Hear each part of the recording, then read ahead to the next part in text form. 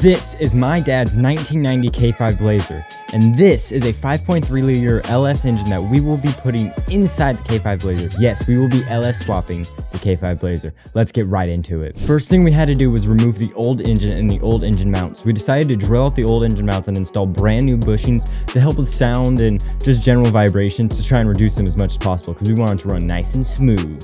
I mean, these are a little bit harsher than the rubber ones that I take out, but if you look at them, these are much beefier. Oh yeah. They're gonna last a lot longer and they're a lot stronger. The engine originally was a 6.0 383 that we got from White, and it's just not the right setup for this truck. It's mainly more like a race engine, so going faster, higher RPMs, and we're obviously not doing that because we're trying to go crawling, so it just wasn't the right setup with us, and that's why we're switching it. The new engine is a 5.3 liter LM7 out of a 2004 Chevy Silverado that we got for about $1,400. It was basically a frame, transmission, transfer case, all together, and we had to take the motor off the frame and cut up the frame and get rid of all that. Now it's time for the fun part, putting the new engine in the truck. But first we have to get it up on the hoist so that we can hoist it over the front of the truck and drop it right in. We found that the old piston heads were worn out, so we decided to replace the piston heads and rings, and we decided to replace the camshaft and the crankshaft just because we kind of had them laying around.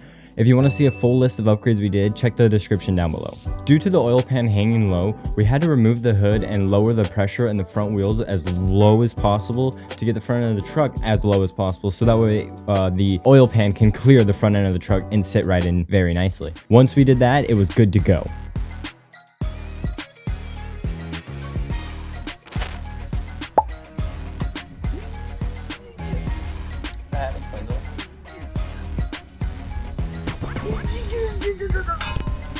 Yeah, that's why you don't be close to me. Bullshit.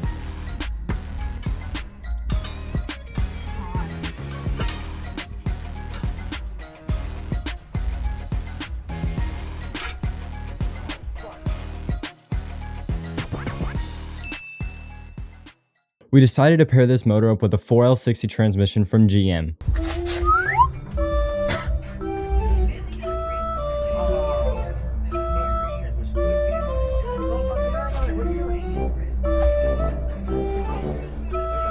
The transmission was much more of a struggle because it sits so high off the ground that when we had to lift it up, it was just hard because it's such a heavy thing going so high up. So it was a bit more of a struggle, but after a bit of finagling and moving it around and around, we were able to get it to slide right in. Oh yeah, that camera's getting that good shit right now. The one Yeah, check it out. Oh. Okay, we're up top. Okay, I'll hold this and then fall forward. You got it? Yeah. We're probably going to put it. Oh, we are. Pinky everywhere. Damn it. I need to slide this thing forward so it's slight. Ah, there we go. Keep going. It's urinating everywhere. Of course it is.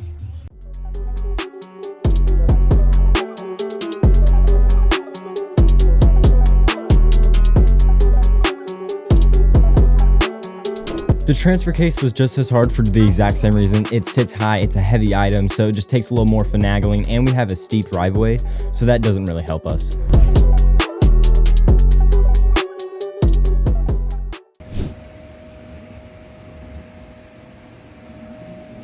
We are making great progress as of right now. We got both drive shafts in, transfer case in, transmission and motors in, getting it all wired up, good to go. It is looking like a rat's nest right now.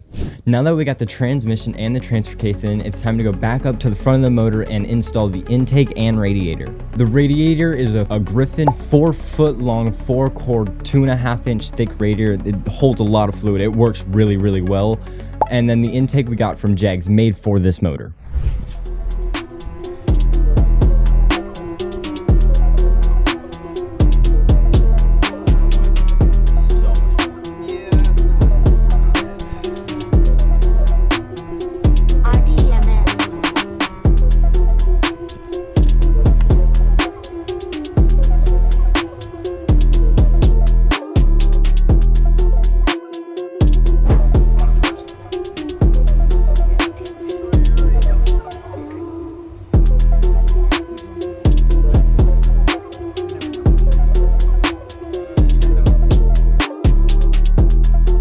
have got motor, intake, and the radiator in with hoses and a wiring harness. So somewhat in. The intake and radiator, again, went in really easy. We just had to pop the intake on and lift the radiator over the front, which was a little scary because it still had a little bit of fluid in it. But thankfully, I didn't get on any on me or on anyone else, which is very nice. Now that the intake and radiator are in, we got all the hoses connected in and everything in the front end's basically ready to go, except we have to install the wiring harness. The wiring harness is made by Painless.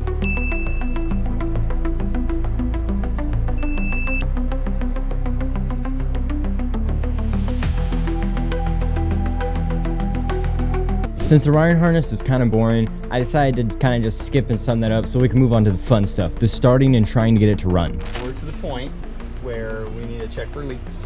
So I'm gonna turn the key on, we're gonna check our pressure, make sure fuel's all good to go, and make sure nothing is leaking so we don't have a fire. That's the important part, no fires. Yep. Slight. Oh, there it goes. Smoke. Yes. Turn off. It's running right there. And it's coming out the bottom back. So I think it's leaking there and sliding down. On the first time starting the truck, there was actually a fuel leak at the back of the line, which was a super easy fix. We just needed to replace one of the fittings, which we already had.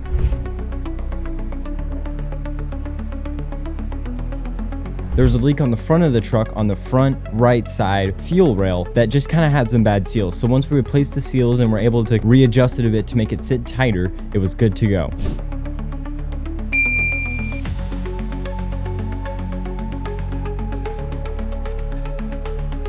We made and installed the new exhaust, and now it's time to actually start it and get it to run.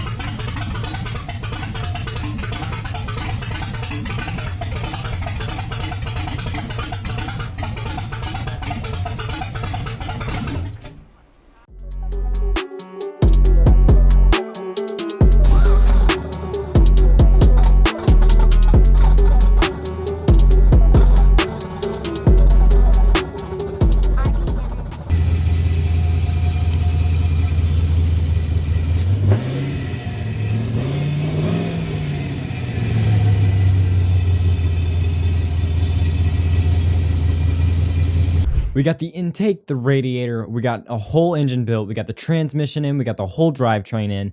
We have it running and idling absolutely beautifully. It sounds great with the exhaust. All around just sounds good.